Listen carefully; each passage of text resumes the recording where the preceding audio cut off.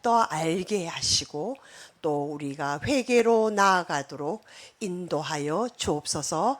감사드리며 예수님 이름으로 기도합니다. 아멘.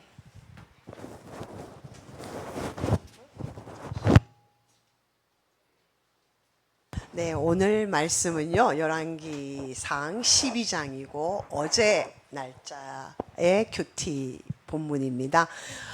제목은 우리 함께 읽어볼까요? 시작.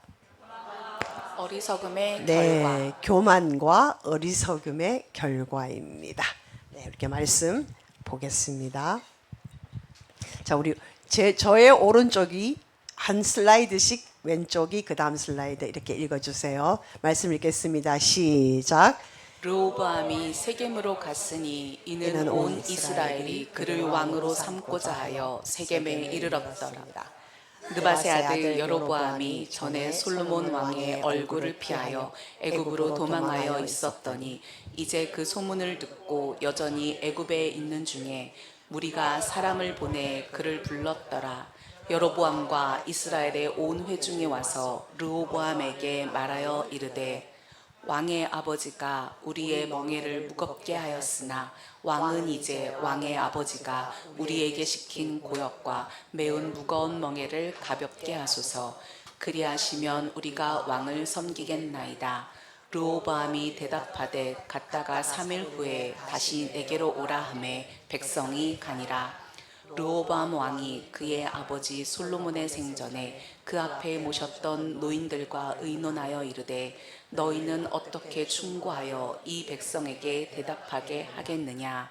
대답하여 이르되 왕이 만일 오늘 이 백성을 섬기는 자가 되어 그들을 섬기고 좋은 말로 대답하여 이르시면 그들이 영원히 왕의 종이 되리이다 하나 왕이 노인들이 자문하는 것을 버리고 자기 앞에 모셔 있는 자기와 함께 자라난 어린 사람들과 의논하여 이르되 너희는 어떻게 자문하여 이 백성에게 대답하게 하겠느냐.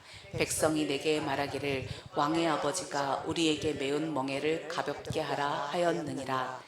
함께 자라난 소년들이 왕께 아뢰어 이르되 이 백성들이 왕께 아뢰기를 왕의 부친이 우리의 멍에를 무겁게 하였으나 왕은 우리를 위하여 가볍게 하라 하였은즉 왕은 대답하기를 내 새끼손가락이 내 아버지의 허리보다 굵으니 내 아버지께서 너희에게 무거운 멍에를 매게 하였으나 이제 나는 너희의 멍에를 더욱 무겁게 할지라. 내 아버지는 채찍으로 너를 징계하였으나 나는 정갈 채찍으로 너희를 징계하리라 하소서. 3일 만에 여로보암과 모든 백성이 르호보암에게 나아왔으니 이는 왕이 명령하여 이르기를 3일 만에 내게로 다시 오라 하였음이라.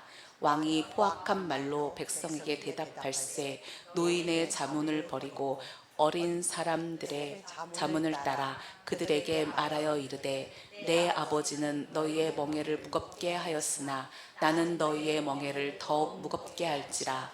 내 아버지는 채찍으로 너를 징계하였으나 나는 정갈 채찍으로 너를 징치하리라 하니라. 왕이 이같이 백성의 말을 듣지 아니하였으니 이 일은 여호와께로 말미암아 난 것이라. 여호와께서 전에 실로 사람 아히야로 느밧의 아들 여로보암에게 하신 말씀을 이루게 하심이더라.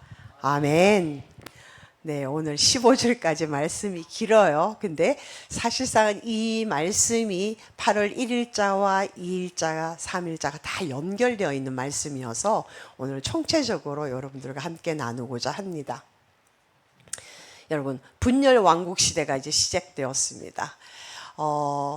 다윗이 BC 주전 1010년에 등극해서 40년을 치리하죠. 그러면 970년도까지예요. 971년에 솔로몬이 등극하여 40년을 치리합니다. 그리고 나니까 931년에 이제 르호보암이 왕으로 취임을 하게 됩니다. 그는 17년을 다스리게 돼요. 근데 여러분, 이 분열 왕국 시대가 얼마나 존속되느냐, 여러분 정말 기가 찹니다. 931년에 르호보암이 왕으로 이제 취임을 하면서 그 다음에 이 아수르에게 북이스라엘이 망한 시대가 언제냐면 BC 722년이에요. 그러면 계산을 하면 209년입니다, 여러분. 209년 동안 북이스라엘이 존속했고요. 그리고 망했습니다. 그로부터 136년을 더 오랫동안 지속한 곳이 남유다예요. 그래서 남유다는 총 345년을 존속하게 됩니다. 그리고는 이제 바벨론 포로로 끌려가게 되죠. 근데 여러분 아시다시피 바벨론의 포로로 끌려간 게 어느 날 아침에 그냥 하루 아침에 그렇게 된 게 아니라 3차에 걸쳐서 이제 포로로 가게 됩니다. 제일 첫 번째 시기는요, BC 605년에 시작되었습니다. 그때가 이제 다니엘과 귀족들이 많이 끌려갔을 때고요. 2차 때는 이제 에스겔 선지자가 거기 끌려가서 이제 거기서 이제 예언을 하게 하나님으로부터 말씀을 받아 예언을 합니다. 그때는 권세 있는 자들, 백성들, 방백들 그리고 용사들 몇 만 명 뭐 이렇게 차출되어 갔습니다. 그리고 남다음 마지막 BC 여러분 잘 아시다시피 586년에는 시드기야 왕이 끌려가서 눈을 빼임을 당하고 정말 가난한 자와 천한 자를 제외한 모든 백성들이 끌려갔습니다. 바벨론에서도 천하고 가난한 자들은 그 포로로 끌고 가지도 않았어요. 그들은 그냥 그 북이스라엘 땅에 남겨뒀습니다. 그리고는 이방의 여러 족속들을 그곳에 이주하게 해서 살게 했죠. 그래서 북이스라엘은 사실 이방인들이 섞여서 살아서 잡족들이 다 섞여서 사는, 그래서 타락한 곳이라고 얌유다에서는 이제 사마리아 사람들을 사람 취급 안 하죠. 개, 돼지 뭐 이런 식으로 취급을 했습니다. 그리고 난 다음에 여러분 이제 포로 이제 귀환이 되는데 아수르가 바벨론에게 망하고 바벨론은 메데 바사가 이제 우리말로 음력을 한 건데 페르시아죠. 페르시아 마데 바사 연합군에게 망하고 메데 왕이 한 2, 3년을 통치하다가 이제 페르시아 고레스 왕이 등극을 하게 됩니다. 그가 첫 번째 왕이 되는 해에 이스라엘 백성들을 포로로부터 이제 귀환해서 니네 땅으로 돌아가라라고 합니다. 그런데 여러분 디아스포라로 이렇게 흩어져 있던 유대인들이 이렇게 포로에서 이제 풀려났으니까 너네 땅으로 가라 그러면 막 기쁘고 즐겁게 막 해서 보따리 싸서 와야 되잖아요. 근데 그렇지 않아요. 거기에서 그냥 터잡고 사니까 여기가 좁사오니 그러고 대부분의 사람들이 돌아오지 않고 그 페르시아에 살고 있었습니다. 근데 이제 1차 포로 기한 때는 스룹바벨과 여호수아가 이제 지도자가 되어서 사람들을 데리고 예루살렘으로 돌아옵니다. 그리고 두 번째는 이제 또 사람들을 독려해서 야 빨리 돌아가라 그리고 돌아오라라고 합니다. 그때는 에스라가 이제 그들을 데리고 오고요. 그때는 아닥사스다 왕 1세 때 7년째 등극했을 때고 3차 기한이 BC 444년 그때는 느헤미야가 이제 그들을 데리고 옵니다. 같은 왕이에요. 그때는 20년째 될 때입니다. 여러분 이게 유다 이제 이스라엘에 이렇게 압축된 역사라고 보시면 됩니다. 여러분 그런데 이 이스라엘이 존속했던 기간이 훨씬 더 애굽에서 종살이 했었던 그 시간보다 훨씬 짧아요. 종살이가 400년 혹은 430년이잖아요. 그렇게 볼 때 정말 끼케야 209년 345년 이제 분열 왕국이 되면서 그 전에 사울 왕, 다윗 왕, 솔로몬 왕 다 40년을 치리했습니다. 그럼 120년 더 한다면 기껏해야 329년 북이스라엘은, 남유다는 485년 뭐 이 정도, 465년이네요. 이 정도의 기간 동안만 존속했었습니다. 좀 허무하지 않아요? 하나님이 아브라함을 불러내어서 하나님의 민족을 삼겠다, 네 자손들을 바다의 모래같이 하늘의 별같이 많게 하겠다는 그렇게 약속을 하시고 이들을 광야 40년을 거쳐서 가나안 땅에까지 정말 인도해 내셨는데 거기서 이스라엘이 이렇게 하고 있는 거예요. 너무 안타까운, 우리나라로 따지면 2,500년이잖아요. 그죠? 그것도 안 되는 거예요, 여러분. 참 더덥다. 정말 사람들의 그 계획이나 권력이 더덥다는 것을 오늘 말씀에서도 너무 잘 알 수가 있습니다.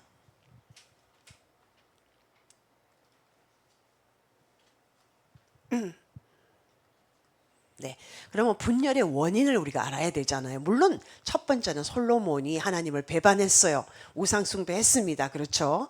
그러니까 백성들 또한 이방 신들을 다 섬겼죠. 솔로몬 왕만 그런 게 아니라 백성들도 을시구나 하고는 이방인들을 다 섬겼습니다. 그러니까 지도자인 왕과 그 다음에 백성들과 총체적으로 하나님을 배반했던 것이죠.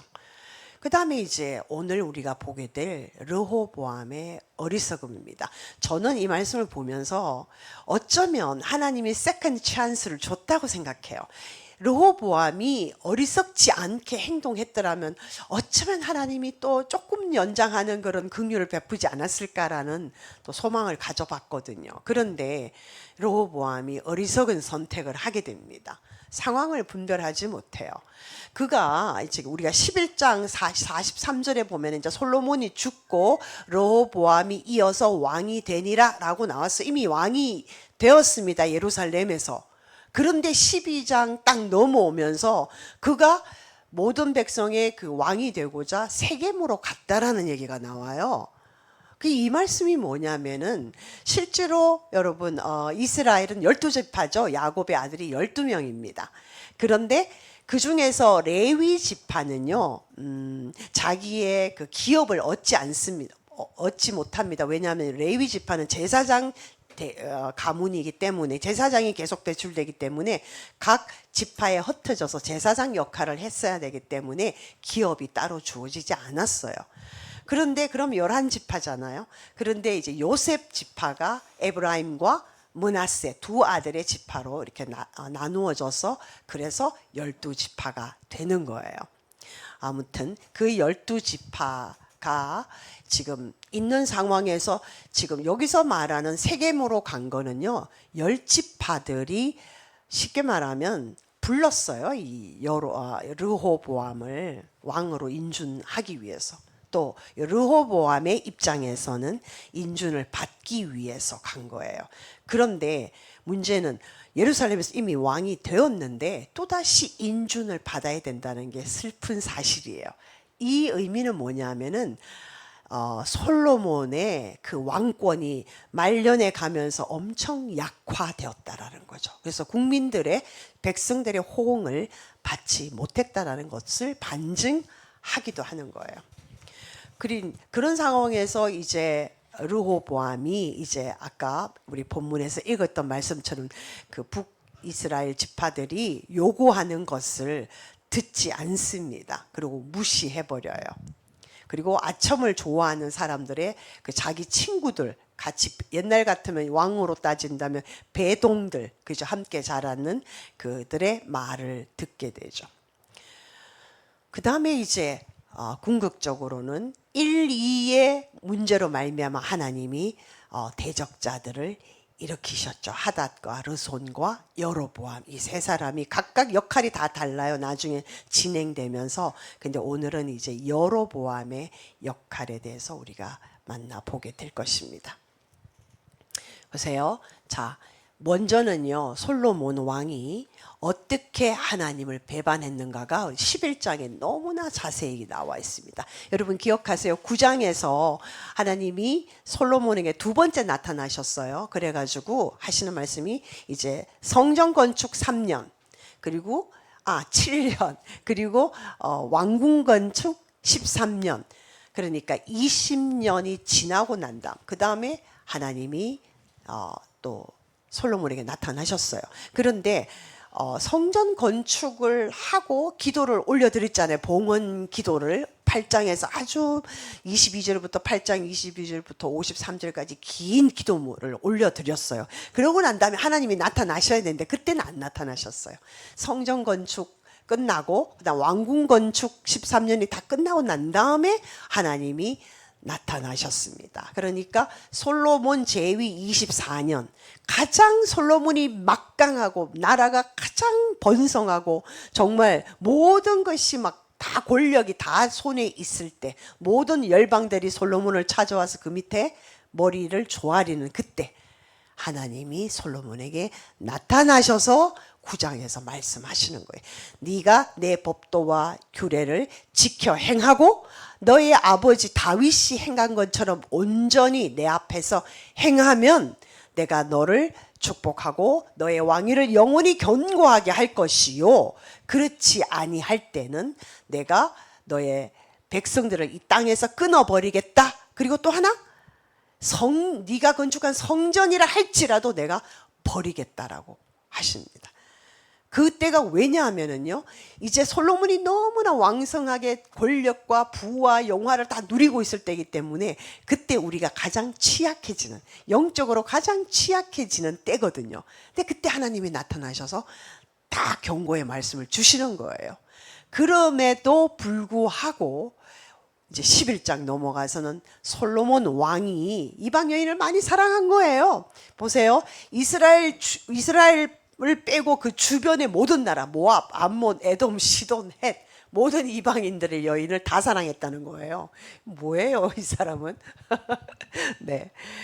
자, 그런데요, 하나님 벌써 이 메시지를 여러 번 말씀하셨어요. 신명기 17장 17절에도 말씀하시고 여호수아에도 말씀하시고 신명기 7장에도 말씀하세요. 그 말씀이 뭐냐면은 네가 너희들이, 그때는 이스라엘 백성들에게 말씀하시죠. 너희들이 이방 민족과 결혼하고 통혼하고 하면은 반드시 그 여인들이 너희들의 마음을 이렇게 홀려서 정신이 나가게 해서, 물론 정신이 나가게 해서 그런 말은 없어요. 네, 너희들의 마음을 돌이켜서 하나님을 떠나게 할 것이고 이방 신들을 섬기게 할 것이야. 그러니까 여인들, 이방인들과 결혼을 하지 마, 통혼하지 마라고 하셨어요. 그리고 말도 많이 두지 마라, 병거를 많이 두지 마라, 금은 보화도 많이 챙기지 마라 라고 왕에 대한 법도랄까요? 그런 것을 다 일러줬습니다. 솔로몬이 그거를 사실을 알고 있어요. 그렇게 똑똑한 지혜로운 솔로몬이 그것을 몰랐을 리가 없잖아요.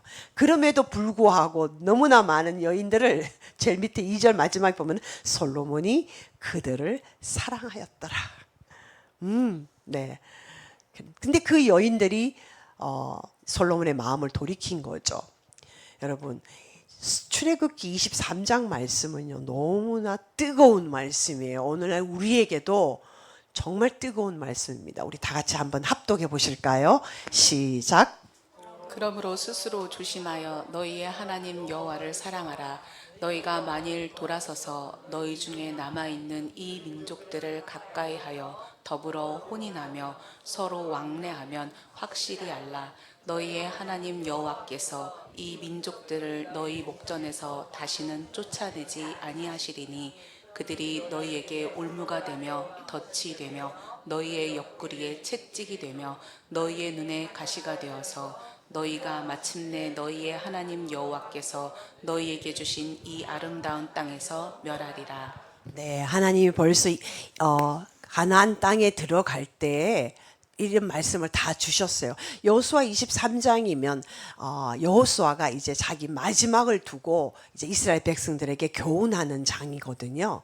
이 말씀에 보면은 이방 민족들을 가까이 하지 말고 혼인하지 마라 그러죠. 여기만 너희가 만일 돌아서서라면, 하나님으로부터 돌아서서 이 얘기, 하나님을 버리고 그들을 왕래하면 그들과 하나님께서 이렇게 하시는데, 여러분 기억하시죠? 가나안 땅에 들어갈 때 하나님이 내가 먼저 가서 그들을 쫓아내어 주겠다라고 여호수아한테 많이 약속하셨어요. 여호수아서를 보면은요. 그런데 이제는 나 상관 안 할 거야. 너가 마음대로 내가 안 쫓아내 줄 거야. 이런 거. 하나님이 개입 안 하시겠다는 얘기예요. 왜? 하나님 말씀 안 듣고 지 마음대로 하니까. 그렇게 되면 이제 어떤 상황이 되냐? 이제 그 이방 민족들이 그 내가 혼인한 그 사람들이 결국은 우리에게 올무, 덧, 채찍, 가시. 여기서 좋은 게 하나도 없습니다, 여러분. 백해무익입니다. 네. 그리고 결국은 이 아름다운 땅에서 멸하리라. 하나님 이 말씀을 이루셨어요. 지금 우리의 입장에서 보면 이미 이루어졌습니다. 그런데 이 솔로몬이 어느 정도였나? 후궁이 700, 첩이 300. 여러분 후궁과 첩의 차이를 아세요? 중요한 건 아닌데요. 후궁은 첩지를 받아요. 간택을 해서 첩지를 받아요. 그래서 후궁이 낳은 자식은 왕위를 계승할 수도 있어요. 이게 권위가 주어져요. 그렇지만 첩을 난 소생은 왕이 될 수 없습니다. 그래서 무수리의 소생 뭐 이런 사람들은 왕이 되었을 때 그 왕의 정통성을 인정받지 못해서 엄청 반정을 일으키고 왕한테 막 상소하고 이러면 막 다 죽이고 우리 역사 보면 그렇죠. 그렇습니다. 그러니까 첩은 참 비참한 삶이죠. 이거 하나님이 계획하신 거 아니에요. 분명히 창세기에서는 남자와 여자 1대1입니다. 그리고요. 결혼이라는 것은 하나님이 계획하셨고요. 거기 아담이 나 안 해주세요 이런 말 한 적 없어요. 창세기에. 하나님이 좋아서 아담이 혼자 사는 게 안 좋으니까 배필을 마련해주고 하와도 하나님이 만들었어요. 배필을 하나님이 준비하셨어요. 그래서 그를 아담한테 이끌어가 주셨고요. 다 하나님이 계획하신 것이 결혼입니다. 굉장히 중요한 거죠. 그런데 그 결혼을 솔로몬이 마음대로 했다라는 거예요. 자기 마음대로. 물론 이때 당시 고대 시대에는 왕이 많은 여자들을 거느리는 것이 하나의 관례처럼 되어 있지만 유다 민족은 아니죠. 이스라엘 백성은 아니죠. 하나님의 법이 아니기 때문에. 그러나 이렇게 했다는 거예요. 벌써 하나님의 말씀을 많이 어겼죠. 그리고 솔로몬이 이제 나이가 조금씩 들어가면서 영적으로도 육적으로도 기력이 세하고 영적으로도 기력이 세해진 거예요. 그러니까 그 여인들이 막 솔로몬을 이불송사를 많이 했겠죠. 그래서 이방인을 섬기게 된 거예요. 자, 그런데요, 가관입니다. 시돈 사람이 섬기는 여신 아스다롯, 암몬 사람의 밀곰 혹은 몰록도 있어요. 그다음 그렇게 다 섬기는 거예요. 그리고 그들을 위해서 막 산당도 다 지어주는 거예요. 그래서 6절에 솔로몬이 여호와의 눈앞에 악을 행했다라고 말씀하시는 거예요. 모압에 가증한 그모스, 그리고 예루살렘 산 앞에, 예루살렘 바로 앞에 있는 산에 산당을 다 지어준 거예요. 이 이방인들도 이 여인들을 위하여 또 그렇게 했다라는 거예요. 그러니까 참 총체적 난국이죠. 왕이 이렇게 하면 백성들도 마찬가지 그렇게 하겠죠. 그래서 9절에서 솔로몬이 마음을 돌려 하나님을 배반했다, 떠났다라고 말하는 거예요. 하나님이 일찍이 2번씩이나 나타나셔서 3장에도 나타나시고 9장에도 나타나셔서 여호와의 규례와 법도를 지키라고 말씀하셨는데도 이렇게 했다는 거예요. 10절에 여호와의 명령을 지키지 않았으므로 불순종했다는 거예요. 그래서 이 솔로몬의 그 후반부 인생을 계속해서 하나님의 명령을 지키지, 그게 한 번, 2번이 아니라 쭉 안 지켰다는 거잖아요. 그러니까 솔로몬이 40년 통치를 했는데 24년까지는 괜찮았어요. 그죠? 그래서 하나님이 나타났을 때까지, 2번째 나타났을 때까지는 괜찮아요. 그 후로 이제 점점 타락이 시작되었다면 40년에서 24 빼면 16 맞죠? 16년 정도가 이제 점점 솔로몬이 타락한 시기였다라고 보는 거죠. 근데 나라가 완전히 망할 정도예요. 굉장히 16년이 어찌 보면 짧은 시간인데도 문제는 나라가 망하는 길로 갔다라는 거예요. 여러분 무섭습니다. 그죠? 1, 2년이 중요한 것을 우리가 알 수 있습니다. 여러분 나라 위해서 기도하셔야 되겠죠. 이때까지 대한민국 이루어놓은 그 모든 것들 하나님의 복을 일시에 차버리지 않도록 여러분 나라를 위해서 기도 많이 하시는 이유가 여기 또 있습니다. 이스라엘의 우리 상황을 보면서 우리는 또 그것을 배울 수 있어요. 11절에 보면은요, 내 언약 안 지켰으니까 내가 네 나라 빼앗아서 신하에게 주겠다 하나님이 말씀을 하셨어요. 그죠? 그런데 아버지 다윗은 하나님의 여호와 앞에서 행했잖아요. 그러니까 다윗 때문에 너는 봐줄게 이거예요. 그 대신에 네 손자, 그러니까 다윗의 손자, 네 아들 때 그러니까 여러분, 우리가 지금 저가 잘 살고 있는 거는 부모님이 정말 하나님을 순종하고 하나님을 섬긴 분이에요. 제가 잘 못 살면 내 아이들이, 그 다음 세대가 고생하는 거예요. 여러분 잘 사셔야 돼요. 그렇죠? 여러분이 기도 많이 하셔야 돼요. 하나님의 뜻에 순종하며 살아야 돼요. 그래야 여러분들이 이 세가 그 다음 세대가 복을 받을 수 있는 거예요. 오늘 말씀에 나타나잖아요. 다윗 때문에, 네가 아무리 잘못해도 다윗 때문에 너를 봐준다는 거예요. 근데 네가 잘못하니까 네 아들은 내가 안 봐주겠다는 것이잖아요. 그래서 뺏어버렸습니다. 자, 그러면서 이제 13절에 보면은요, 한 지파를 네 아들에게 주겠다 그랬습니다. 그죠? 근데 요걸 좀 이따 설명을 해드릴게요. 한 지파, 유다 지파를 주겠다는 거죠. 그러면서 하나님이 이제 솔로몬의 대적자들 일으키셔서 하닷, 르손, 여로보암을 일으키셨는데 26절부터 여로보암의 스토리가 나옵니다. 그러니까 이 여로보암이 이제 왕을 대적했다라고 나오잖아요. 근데 요 말씀이 사실은 40절에 가서 이어져야 돼요. 이러므로 솔로몬이 여로보암을 죽이려고 한 거예요. 사실은 요 사이에는 뭐가 있냐면은 하나님의 사람 아히야가 이제 이 여로보암한테 와서 여로보암, 하나님이 말씀하시기를 여로보암 너에게 이 왕위를 물려줄 것이야. 10지파를 줄 것이야. 그런데 그 아히야 선지자가 자기가 새 옷을 입고 있었는데 이 옷을 12조각으로 찢어서 10조각을 주면서 하나님이 너에게 10지파를 줄 거야 라고 이렇게 예언의 말씀을 줬어요. 근데 그 둘만 있었어요. 29절에 보면 둘만 들에 있을 때 그 예언을 한 거예요. 근데 이 여로보암은 큰 용사였고 요셉 족속의 일을 감독하였다. 오늘날로 말하면 한 노동부 장관, 차관 그 정도 되는 높은 지위에서 감독하는 사람이어서 용사로서. 근데 아히야가 이제 선지자가 그 얘기를 전해주는 거예요. 자, 그런데 이 여로보암이 참을성이 없었어요. 자, 하나님이 주시겠다 그러면 하나님이 주실 그때까지 정말 자기가 왕이 될 준비를 하고 정말 기다리고 어떤 자기의 성품을 잘 만들어 가면서 왕이 될 준비를 해야 되는 시간이잖아요. 근데 얘가 성격이 급해요. 그리고 악한이에요. 그래서 먼저 이제 막 반란을 일으키는 거예요. 그러니까 이제 솔로몬이 이 여로보암을 왜 죽이려고 했냐면 아히야가 이런 예언을 했기 때문에 죽이려고 한 거야. 몰라요. 왜냐하면 두 사람만 아는 거니까. 솔로몬은 몰라요. 그렇지만은 이 여로보암이 반역을 일으키니까 솔로몬이 반역을 일으키니까 제거해야 되잖아요. 그래서 얘를 이제 이렇게 반란을 이제 제압합니다. 그러니까 이 이 여로보암은 이제 도망을 가죠. 애굽으로 가서 망명생활, 떠도는 생활을 하고 있습니다. 솔로몬이 죽을 때까지. 네, 그 얘기가 지금 말씀에 있고요. 자, 32절에 보면은요. 그러나 내 종 다윗을 위하고 이스라엘 모든 지파 중에서 택한 성읍 예루살렘을 위해서 한 지파를 솔로몬에게 주겠다 그랬습니다. 근데 그 지파가 누구냐면 유다예요. 그러면 12지파 중에 10지파는 이제 여로보암에게 주겠다고 했고, 그러면 2지파가 남아야 되잖아요. 그러면 왜 한 지파라고 얘기하냐는 거죠.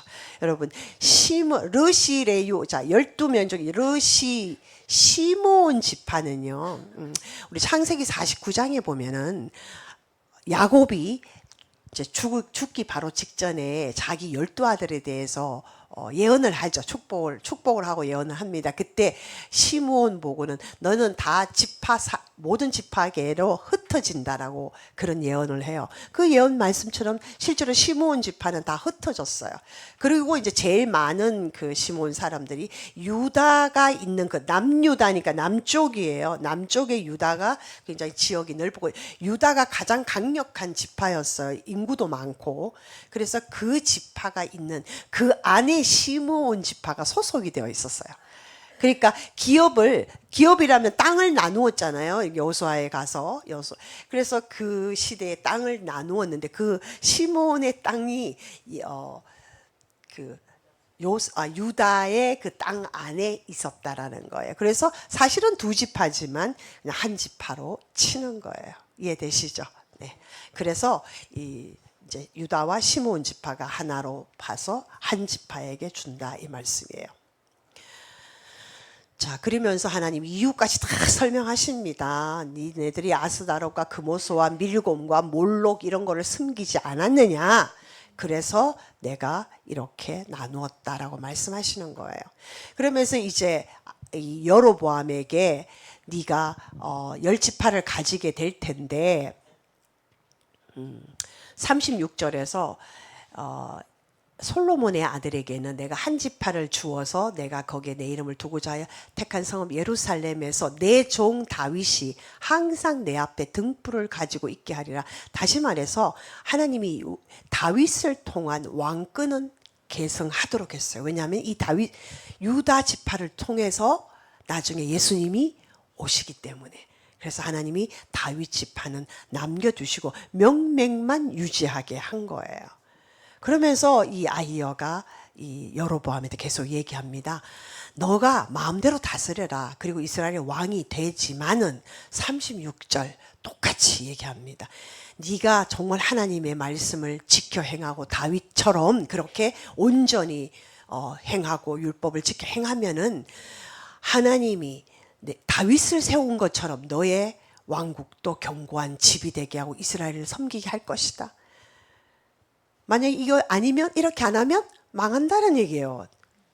똑같이 여로보암에게도 동일한 말씀을 선포하는 거예요. 그러니까 하나님에게는 선인이건 악인인 간에 하나님 말씀을 지켜 행하고 겸손히 행하고 기다리고 하나님의 뜻을 순종하고 하나님의 길을 가는 사람한테는 하나님 복을 주신다는 얘기예요. 돌이켜서 그렇게 하는 악인이라도. 근데 악인들은 그렇게 안 하죠. 자, 그런데 하나님은 그러면서 이 분열시키는 그 와중에도 진노 중에도 은혜를 베푸시는 하나님입니다. 39절에 보면은 내가 다윗의 자손을 괴롭게 하지만 영원히는 하지 않을 것이다.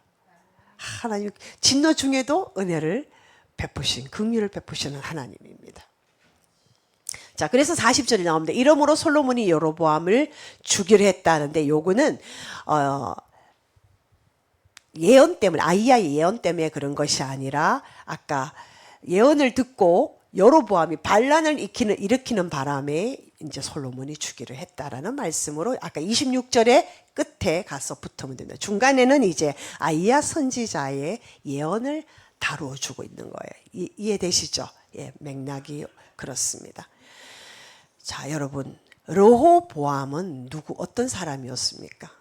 자기 자신에게서 눈을 떼지 못했어요. 자기 자신의 자기만 보이는 사람이에요. 그러니까 주로 이기적이거나 자신감이 없는 사람이 자기 집중을 하는 거예요. 그런 경향이 있는데 르호보암은 최고의 권력을 가진 왕이었는데도 계속 뭔가가 불안했던 거예요. 그리고 르호보암은 솔로몬과 달리 듣는 귀가 없어요. 솔로몬은 하나님 앞에 지혜를 구할 때 듣는 귀를 주십시오라고 기도했어요. 그죠? 근데 반대로 르호보암은 듣는 귀가 없었어요. 백성의 소리도 듣지 않았고 장로들의 소리도 듣지 않았고 하나님의 말씀도 듣지 않았습니다. 이게 듣지 않는 사람의 특징입니다. 여러분들은 듣는 귀를 가지셨나요? 네. 그러니까 이 르호보암은요, 자기가 생각하고 자기가 주장하고 자기가 원하는 그 말만 들으려고 한 사람이어서 그래서 이런 비극이 흘러나온 거죠. 여러분, 지도자는 백성들의 고충에 민감하고요, 그들의 폐허를 치워줘야 되는 게 지도자잖아요. 그리고 섬길 자세가 되어 있는 사람이어야 합니다. 그러니까 예수님이 뭐라고 하셔서 마가복음 10장 45절에 인자가 온 것은 섬김을 받으려 함이 아니요 도리어 섬기려 하고 자기 몸을 모든 사람의 대속물로 주려 함이라. 인자 예수님이 이 땅에 온 것은 자기 몸을 모든 사람의 대속물로 주려 하심이에요. 그래서 빌립보서 2장 5절 이하의 말씀에서 자기를 비워 종의 형체를 가지사 사람들의 모양과 같이 되셨고 사람이 되셨다. 사람으로 오셨어. 그리고 죽기까지 복종하셨으니 곧 십자가에 죽으심이라. 그리하여 하나님께서 그의 이름을 높이 들어올려 하늘 위에 있는 자들과 땅 위에 있는 자들과 땅 아래에 있는 모든 자들로 하여금 예수 이름 앞에 무릎을 꿇게 하신 거예요. 하나님이 그 이름 예수의 이름을 높이 들어올리기 전에 먼저 자기를 낮추어서 죽었습니다. 여러분, 그래서 왕을 세우는 것도 패하는 것도 모두 하나님 손에 달려있지 않습니까? 그러므로 무엇보다도 하나님의 말씀을 들어야 됐어요. 근데 르호보암은 그렇지 못했습니다. 그래서 우리 앞으로 말씀을 가볼게요. 르호보암 이 상황을 알고 다시 말씀을 보겠습니다. 자, 르호보암이 세겜으로 갔다는 얘기는 분명히 11장 아까 마지막 절에서 왕의 되었어요. 그런데 왜 세겜으로 갔냐? 여기는 북이스라엘의 그 10지파들이 다 있는 곳이에요. 그러니까 왕이 되었음에도 불구하고 이 북쪽에 있는 백성들은 왕으로 인정을 하지 않았던 거예요. 그래서 그들에게 가서 이제 내가 왕으로 인정을 받기를 원했던 거예요. 왜냐하면은 12지파 모두에게 인정을 받아야 되잖아요. 그래서 세겜에 갔는데요. 이것도 수치스러운 거죠. 사울도 그렇게 하지 않았고, 사울도 와서 기름 붓고 막 백성들이 와서 왕으로 추대했습니다. 다윗도 마찬가지고, 솔로몬도 기온샘에 내려가서 기름 부어서 왕이 되었잖아요. 근데 르호보암은 이제 그렇게 상황이 아닌 거예요. 여러 가지 이유가 있겠죠. 솔로몬의 왕권이 약화되어서 더 이상 르호보암의 권위가 존중되지 않은 것 이유도 있고, 그 다음에 솔로몬이 자 여러분 생각해 보세요. 성전 건축 7년, 왕궁 건축 13년, 그 외에도 많은 건물들을 지었잖아요. 그러면 누가 거기 부역을 다 담당했을까요? 자, 그 돈은 다 어디서 나옵니까? 세금 많이 내야죠. 그러니까 국민들의 원성을 많이 자아내게 했던 정책이었죠, 솔로몬이. 그래서 솔로몬은 부귀영화를 누렸지만, 물론 솔로몬 나라가 이스라엘이 이렇게 잘 살게 되어서 옛날보다는 훨씬 더 잘 살지만 상대적 빈곤이라는 게 있잖아요. 이 백성들의 입장에서는 힘들었다라는 거예요. 자, 보세요. 2절. 그런데요, 이 북이스라엘 사람들이 이제 북쪽에 있는 백성들이 어떻게 했냐면요. 여로보암이 전에 솔로몬의 왕의 얼굴을 펴 애굽으로 도망하였다 그렇잖아요. 아까 제가 말씀드렸잖아요. 반란을 일으키는 바람에 이제 그 소문을 듣고 여전히 애굽에 있는 중에 무리가 사람을 보내서 여로보암을 불러옵니다. 이 얘기는 뭐예요? 사실상 이렇게 되면 르호보암이 저놈 잡아라 이렇게 돼야 되잖아요. 반역자, 아버지 솔로몬한테 반역을 행하다가 도망가는 자니까 그는 끝까지 반역자잖아요. 그러니까 나타나면은 르호보암이 왕인데 저놈 잡아라 옥에 가두어라 이래 돼야 되는데 못 그러는 거예요. 북이스라엘 사람들은 어떻게 자기들을 대표해 줄 누군가의 이 대변인이 필요하잖아요. 힘 있는 자 여로보암을 불러옵니다. 이 말은요 굉장히 르호보암을 지금 굉장히 무시하고 창피를 주고 있는 거예요. 정말 창피한 노릇입니다. 자, 그러면서 여로보암과 이스라엘의 온 회중이 왔다 그랬어요. 그러니까 여로보암이 앞에 나오는 거는 지도자로 벌써 여로보암이 된 거예요. 와가지고 르호보암 왕에게 이렇게 말합니다. 근데 실제로 여기 말씀에 보면 르호보암 왕에게 말했다 이렇게 돼야 되잖아요. 그냥 르호보암에게 말했다는 거예요. 왕으로 인정하지 않는다라는 반증이에요.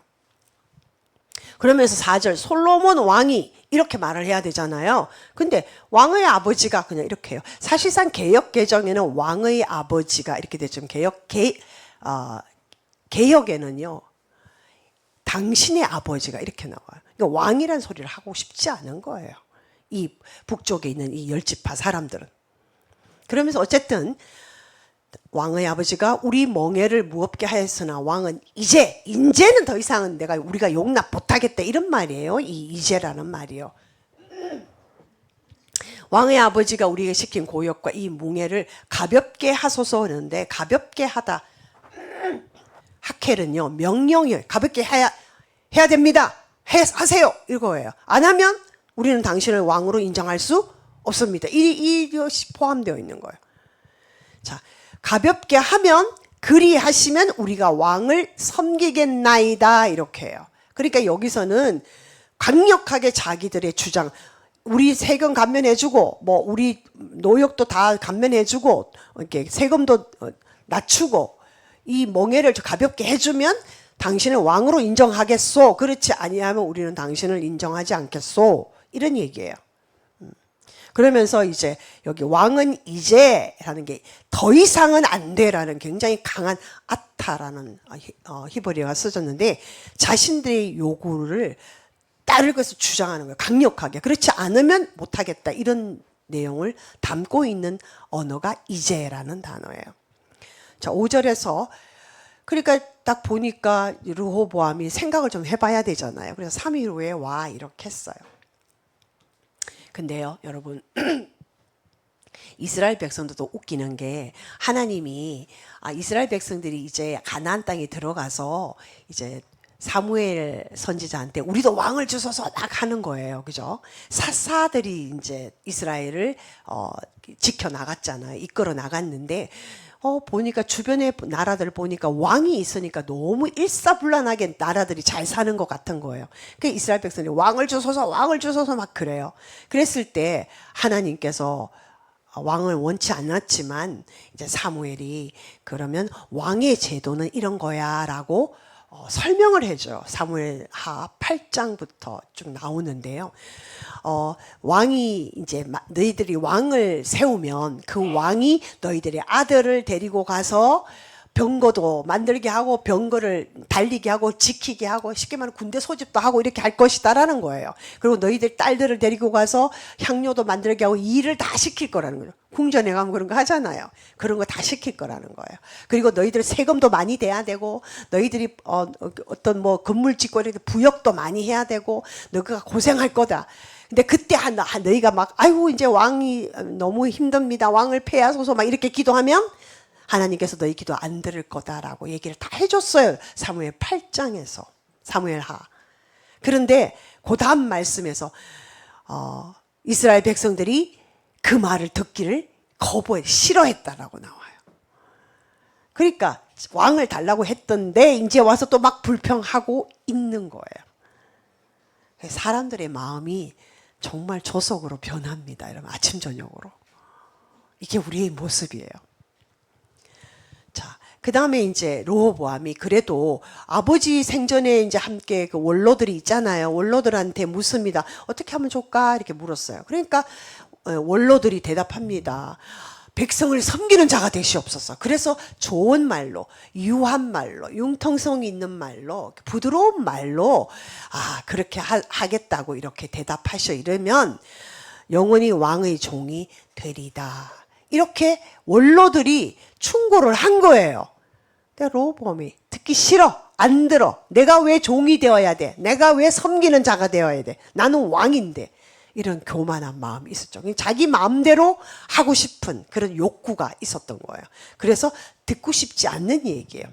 그러니까 8절에 왕의 노인들이 자문하는 것을 버렸다는 거예요. 안 들었다는 거예요. 그리고는 자기 앞에 모셔 서 있는 자기와 같은 이제 배동들, 그죠? 그들이 이제 사실 르호보암이 왕이 됐을 때 41세였죠. 그래서 소년이라고 말하기는 어려운 나이죠. 41세면 장년인데. 그런데 어릴 때부터 같이 이제 자라왔기 때문에 소년이라는 표현을 쓰고 있습니다. 그러면 어떻게 하면 좋은가? 이렇게 그들한테 물은 거예요. 왜냐하면 그들은 이제 원로들이 바른 충고를 하니까 깨지는 걸 봤잖아요. 그러니까 얘들은 이제 아첨하는 거예요. 그러니까 이 르호보암의 새끼손가락이 아버지 허리부터 굵다. 이 말은요. 새끼손가락은 좀 우리가 보통 연약하다 생각하잖아요. 그러니까 이 르호보암 왕의 가장 연약한 것이 아버지 허리. 강함을 나타내잖아요. 이것보다 훨씬 더 굵고 강하다. 그러니까 아버지보다 훨씬 더 강한 왕입니다라고 지금 허세를 떨고 있는 거예요. 그렇게 말하라고 지금 말하고 있는 거예요. 아무리 그렇다 한들 르호보암이 바보도 아니고 어떻게 그런 말을 듣느냐고요. 그러니까 그에게는 하나님으로부터 이 왕위가 주어진 것이라 신적 그 명령이다. 또 그리고 이거는 정말 하나님이 주신 직업이다. 이런 개념이 없었던 거예요. 이 왕위는 그저 오는 게 아닌데 그런 개념이 없었던 거예요. 자, 그러니까는 이제 더욱 무겁게 하라 이렇게 나옵니다. 그래서 이제 3일 만에 돌아오니까, 근데 이 백성들이 3일 여유를 주고 3일 후에 왔다는 얘기는요, 그래도 혹시 르호보암이 우리 얘기를 들어줄까 하는 기대가 어느 정도 있었다는 얘기예요. 그러니까 이렇게 묻고 하잖아요. 안 그러면 아예 안 할 텐데. 그래서 기대를 하고 혹시나 하고 왔는데 역시나가 된 거예요. 그러면은 이제 이 르호보암이 자기들의 얘기를 들어주면 우리 왕으로 인정하자 이런 마음이, 내부적인 그런 어떤 회의 내용이 있었지 않았을까 우리는 추측할 수 있어요. 그런데 절대로 그렇게 안 하죠. 13절에 보면 왕이 포악한 말로 백성에게 대답했어. 포악한 말은 강압적인 말로, 아주 강한 말로, 아주 막 화를 내면서 막 자기 위험을 막 나타내려고 하는 그런 말로 노인의 자문을 버렸다는 거예요. 그러니까 듣고 싶은 것만 듣고 싶다라는 얘기예요. 오만한 욕구가 르호보암 안에 있었던 거죠. 안 그래도 왕인데 좀 겸손하면 얼마나 좋을까요? 그죠? 어차피 왕인데. 그래서 어린 사람들의, 자기 친구들의 자문을 따라서 이렇게 멍에를 더욱더 무겁게 하겠다는 거예요. 우리 아버지는 채찍은 그냥 보통 이제 이렇게 나무 막대기에 뒤에 이제 가죽끈이 달려있는 이렇게 때리는 이런 거죠.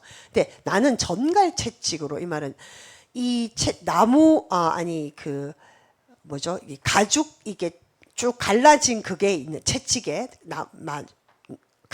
가죽에 있는데 그 끝에 뭐를 하냐면은 이게 꼭 이게 갈고리 같은 걸 달아놔요. 갈고리. 그러면 딱 때리면 어떻게 돼요? 때리고 땡 당기면 긁히죠.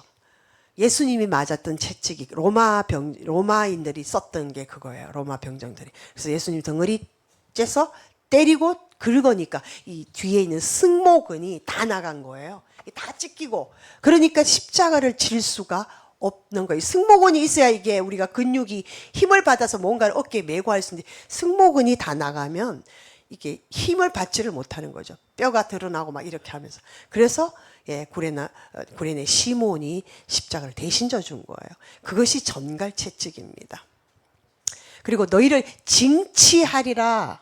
징치하는 한자어라서 어렵죠. 징치한단 말은요, 아주 강압적으로 다스리고 학대하고 막 이렇게 하겠다는 거예요. 쉽게 말하면 공포 정치를 하겠다는 거예요. 내 말 안 들어 다 가두어. 내 말 안 들어 다 악법 다 통과해. 다 시켜. 그래서 다 가두어. 다 검열해. 다 집어넣어. 이거예요. 공포 정치입니다.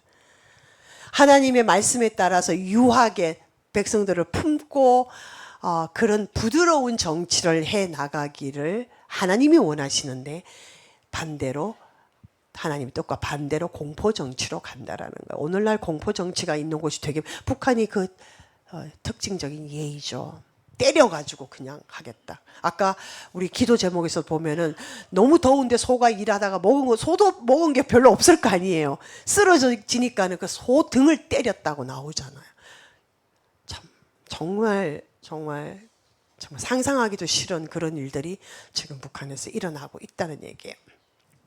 자, 15절에 왕이 이같이 백성의 말을 듣지 아니하는데 이 일은 여호와께로 난 것이다. 이렇게 잘못 읽으면 하나님이 그렇게 하도록 해가지고 그랬나 보다라고 생각하시는데 그거 아니라고 했죠. 이 말은 르호보암의 사람의 됨됨이가 그런 사람인 거예요. 오만하고 교만하고 어리석고 그런 사람이기 때문에 하나님이 그 사람의 성격, 습성대로 그대로 내버려 두사 그 사람의 성품이 하나님의 뜻을 이루는데 그냥 사용된 거예요.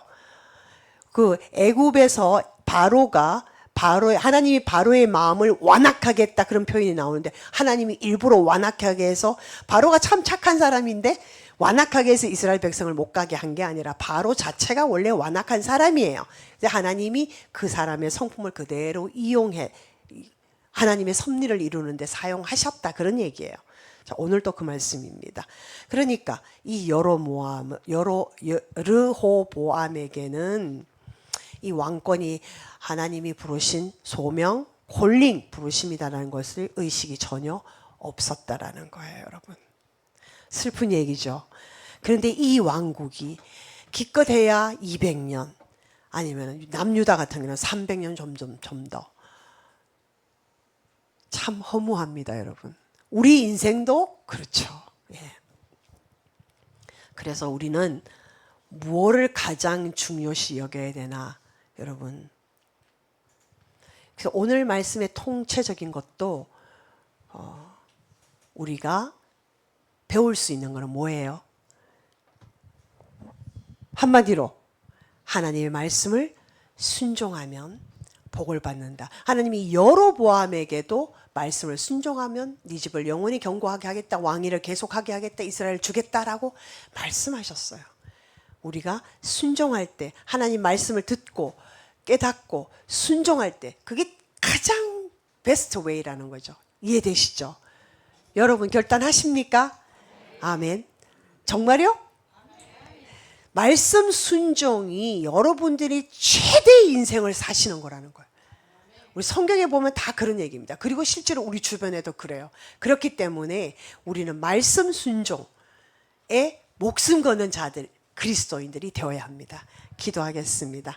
하나님 아버지, 오늘 말씀 속에서 하나님이 우리에게 주시는 말씀은 우리가 완벽하고 흠이 없다라는 얘기가 아니라 부족한 우리 안에서도 하나님을 사모하고 하나님의 말씀을 순종하려는 죄와 싸우되 피 흘리기까지 끝까지 싸우려는 그 마음, 하나님을 향한 마음, 그리고 방향이 하나님 앞에 고정되어 있기를 원하시는 하나님의 마음을 보았습니다.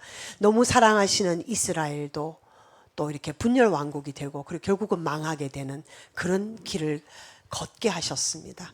어쩔 수 없이 하나님의 마음이 찢어짐에도 불구하고 그렇게 하신 하나님, 우리에게도 오늘 우리 이 공동체, 교회라는 공동체, 그리고 나라라는 공동체를 주셨습니다. 하나님, 이 시간 우리가 얼마나 나라를 위해서 기도해야 될지, 하나님의 뜻이 정말 이 땅에 이루어지도록 우리가 기도하기로 결단합니다. 그리고 나 자신부터 먼저 회개하며 하나님 앞에 나아갑니다. 우리가 기도에 쉬는 죄를 범하지 아니하도록 주님 우리를 긍휼히 여기시고 붙들어 주시옵소서. 감사드리며 예수님 이름으로 기도합니다. 아멘. 할렐루야.